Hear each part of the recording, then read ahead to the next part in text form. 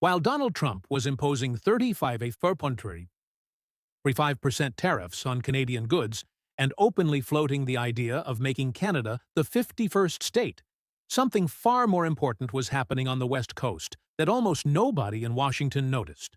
Throughout 2025, Canadian oil tankers began loading quietly at the West Ridge Marine Terminal in British Columbia. Not for California, not for Texas, but for China, Singapore, and Hong Kong. By October 2025, Canadian exports to non-U.S. destinations had reached an all-time high. And here is the number that should have set off alarms in Washington. Of the $18.5 billion in Canadian exports lost to Trump tariffs, Canadian businesses had already recovered $11 billion by pivoting to 27 different trading partners. China had just become Canada's second-largest customer. And the infrastructure that made this possible was completed, while Trump was still posting threats online. This was not about trade negotiations. This was not about diplomatic warnings. This was the largest economic reorientation in Canadian history unfolding in real time. And its consequences are reshaping North American power dynamics in ways that cannot be reversed. For generations, Canada had been economically captive to the United States. Roughly 70% of all Canadian exports flowed south across the border. Canadian manufacturers, energy producers, and agricultural exporters built their entire business models around a single assumption: that the American market would always be accessible. That assumption just died. According to internal economic projections cited by multiple Canadian outlets, if the tariff structure remains in place through the 2026 CUSMA review, Canada faces what Oxford Economics calls long-term scarring. Not a temporary slowdown, a permanently smaller economy compared to its previous trajectory. That is not a political talking point. That is the baseline forecast from one of the most respected economic research firms in the world. So Canada made a choice. Instead of waiting for Trump to change his mind or hoping for negotiations that might never come, Canadian officials and business leaders launched the most aggressive trade diversification campaign in the country's modern history. And the centerpiece of that strategy was a piece of infrastructure that Trump-owned administration tried to kill multiple times and failed: the Trans Mountain Pipeline expansion. Completed in May 2024, the project increased Canada oil export capacity from 300,000 barrels per day to 890,000 barrels per day. And almost all of that new capacity is now flowing west to Asia, not south to the United States. The numbers tell a story that most Americans still do not fully grasp. In 2024, before the expansion, Canadian oil exports to Asia were essentially zero. By October 2025, according to Canada's State of Trade report, Canadian oil shipments to non-U.S. destinations were averaging $660 million per month. That is nearly $8 billion per year in new export revenue that did not exist 18 months earlier. And where that oil is going matters. 59% of Alberta crude shipped by sea in the last 7 months of 2025 went to China.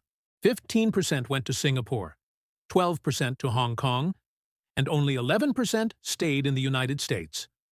For decades, Canadian energy producers had no real choice. They sold almost exclusively to American refineries at discounted prices because there was nowhere else to go. Now, they have leverage they have never had before. When Trump threatens tariffs or talks about annexation, Canadian officials can point west and say something they have never been able to say before: we have other customers, and it is not just oil. According to analysis from the Globe and Mail, Canadian businesses across multiple sectors have been rotating their export markets faster than economists predicted. The report notes that firms tapping into 27 trading partners have already recovered nearly $11 billion of the $18.5 billion lost to the United States. This is not theoretical diversification. This is real revenue replacement happening in real time. And the infrastructure that made this possible was years in the making. The Trans Mountain expansion cost 4.7 billion Canadian dollars. It faced intense opposition from environmental groups and some indigenous communities. The Obama administration was skeptical. The Trump administration actively tried to obstruct it. but the Canadian government pushed forward anyway. Now that decision is reshaping the entire balance of power. The Westridge Marine Terminal, the end point of the pipeline, can load 630,000 barrels per day. As of early 2025, throughput had not even exceeded 450,000 barrels per day, which means there is still enormous room for expansion. Canadian officials are now working with the Port of Vancouver to remove shipping bottlenecks and increase outbound capacity to Asia even further. And this is where the story stops being about trade and becomes a strategic crisis for the United States. For more than 70 years, Washington operated under a simple assumption about North American economics: that Canada and Mexico were effectively captive markets. Geography, infrastructure, and deeply integrated supply chains meant they had no realistic alternatives. That dependence translated into enormous leverage. If Washington wanted concessions, it could apply pressure knowing its neighbors had nowhere else to go. That leverage is now evaporating. Trump tariff strategy was supposed to force Canada into submission. Hit exports hard enough, cause enough pain, and Ottawa would accept Washington terms. But the opposite happened.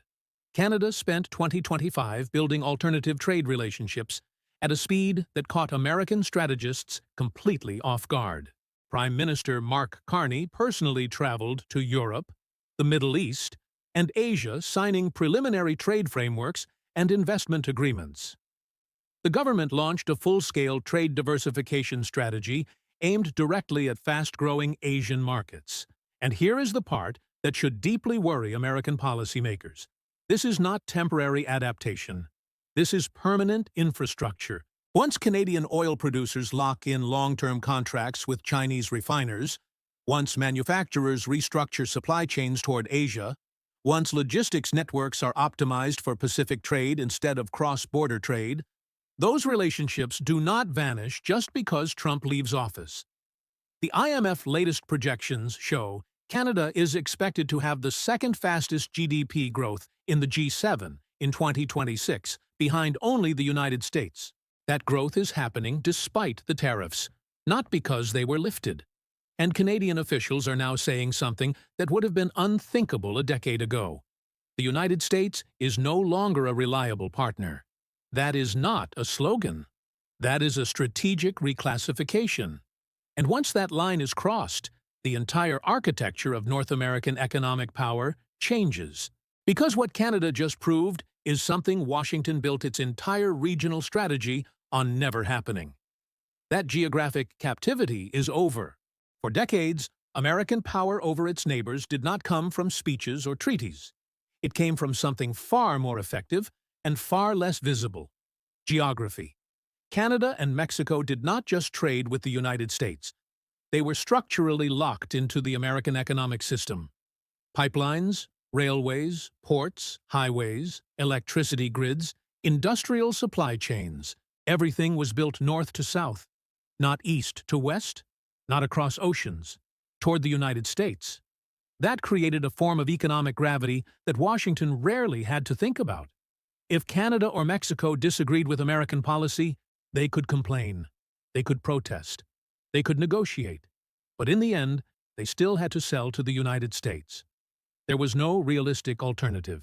This structural captivity was the foundation of American leverage. It is the reason trade disputes always ended the same way. Washington applied pressure.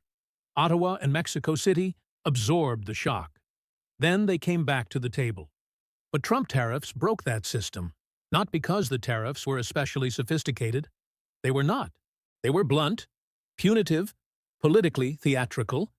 But precisely because they were so aggressive and so unpredictable, they forced Canada to confront a reality it had avoided for half a century. What happens if the American market is no longer safe? The answer was not diplomacy. It was infrastructure. For most of modern history, economists assumed Canadian trade diversification was slow, expensive, and limited by distance. Asian markets were too far. Shipping costs were too high. The United States was simply more efficient. That assumption turned out to be wrong. Once the trans-mountain expansion came online, the physical constraints vanished almost overnight. Suddenly, Canadian oil could move west as easily as it had always moved south. And once that door opened, everything else followed. Shipping routes adjusted. Insurance markets adapted. Long-term contracts were signed. Trading desks in Vancouver replaced trading desks in Houston. And that is when something very dangerous for Washington happened. Canadian exporters stopped needing American buyers. Not emotionally, not politically, structurally. According to trade data compiled by multiple institutions, Canada recovered roughly 60% of the revenue lost to American tariffs in less than 18 months. And that recovery is accelerating. That number matters more than any speech, because leverage only exists when the pain is one-sided. The moment the target can absorb the shock and survive, the threat loses its power. Even worse for Washington, Canada is not alone. Mexico has been quietly doing something similar. Trade data shows Mexican firms increasing exports to Asia and the European Union at a pace not seen in decades. New port investments on both coasts, new logistics corridors, new trade agreements. Same logic, same fear, same conclusion. The Trump tariff era taught American neighbors a lesson they will never unlearn. That dependence on Washington is a strategic vulnerability. And once that lesson is learned, it cannot be erased. Here is where the story becomes truly dangerous for American power. For 70 years, the United States did not just dominate North America militarily. It dominated it economically. Continental integration meant Washington could shape trade rules, regulatory standards, energy flows, and industrial policy across the entire region. Canada and Mexico did not just trade with the U.S. They were part of an American system. That system is now fracturing.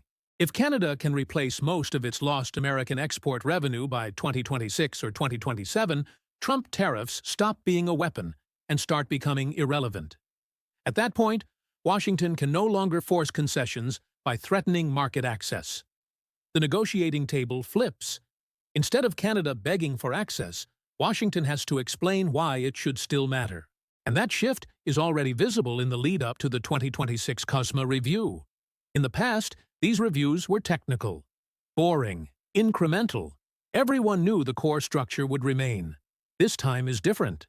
Prime Minister Mark Carney has already signaled that Canada will not seek small sector-by-sector deals before the main negotiations.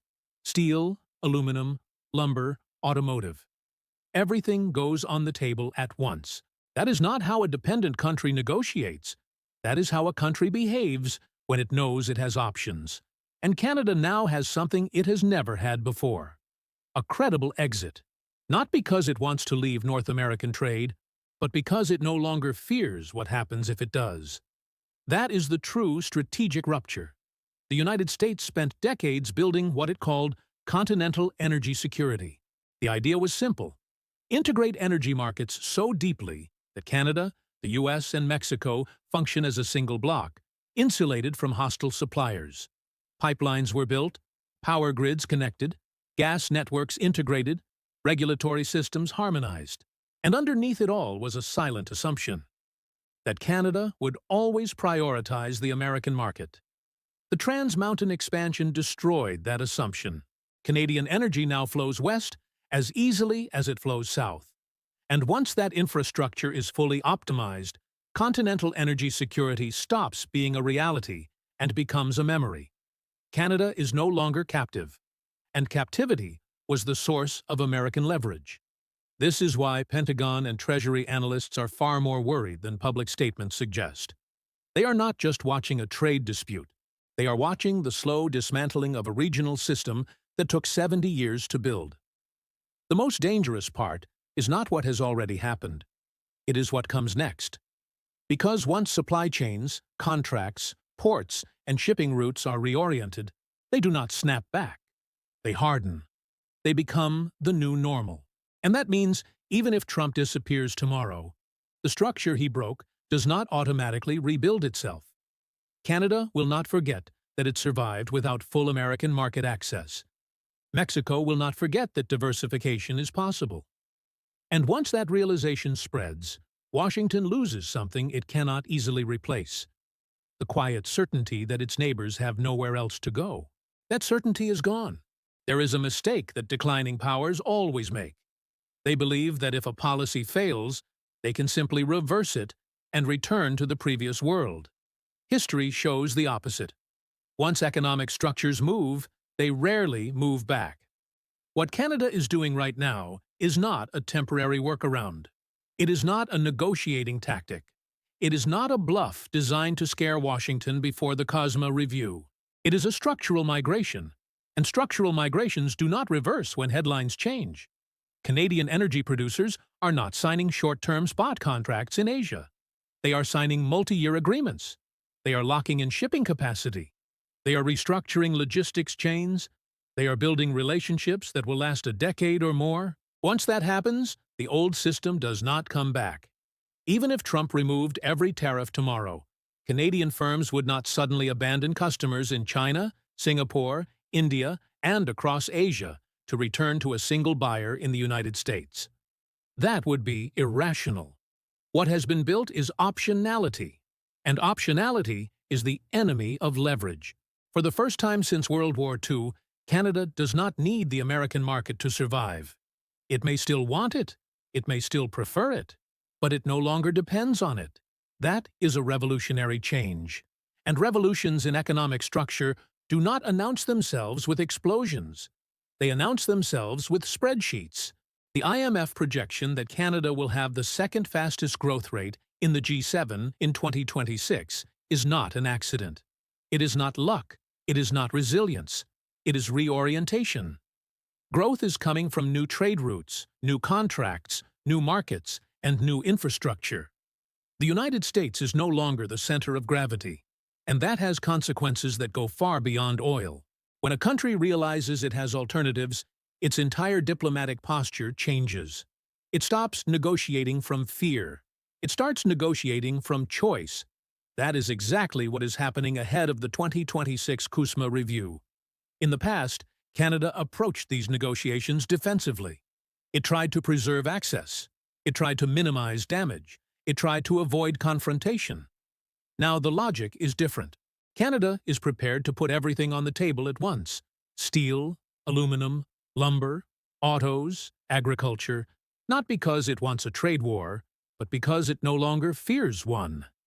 That is the shift Washington is not psychologically prepared for. For 70 years, American trade power in North America was built on a simple formula. Everyone needs us more than we need them. That formula is breaking, and once it breaks, it does not come back. But here is the deeper and more dangerous implication. Canada is only the first proof. Mexico is watching. Europe is watching. Even Asian allies are watching. They are learning the same lesson. That American market access is no longer a stable foundation for long-term strategy. That U.S. trade policy is now politically volatile. That dependence on Washington is not a guarantee of security. It is a source of risk. Once that perception spreads, the global trade map starts to change. Not suddenly, gradually, quietly, relentlessly. And this is how empires actually lose influence. Not through defeat, through irrelevance. By making themselves optional. Trump's tariff strategy was supposed to reassert American dominance. Instead, it did the opposite. It taught America's closest trading partners how to live without America. That is a strategic mistake of historic scale. The United States did not just lose export revenue. It lost something far more valuable: structural centrality. And once a system stops being central, it never regains that status by force. Only by trust. The problem is, trust takes decades to build and minutes to destroy. Canada will not forget that it was threatened with annexation. Canadian businesses will not forget that their largest customer became a political weapon. Investors will not forget that U.S. market access is now conditional on elections. And governments will not forget that infrastructure is destiny. The Trans Mountain Pipeline is not just a pipe. It is a door. And once that door is open, you cannot pretend the room only has one exit. This is the real legacy of Trump's trade war. Not protection, not strength, but the end of geographic captivity, the end of automatic dependence, the end of invisible leverage. North America is no longer an American economic empire. It is becoming a marketplace of choices. And in geopolitics, the moment your partners have choices, you stop being an empire. You become just another option.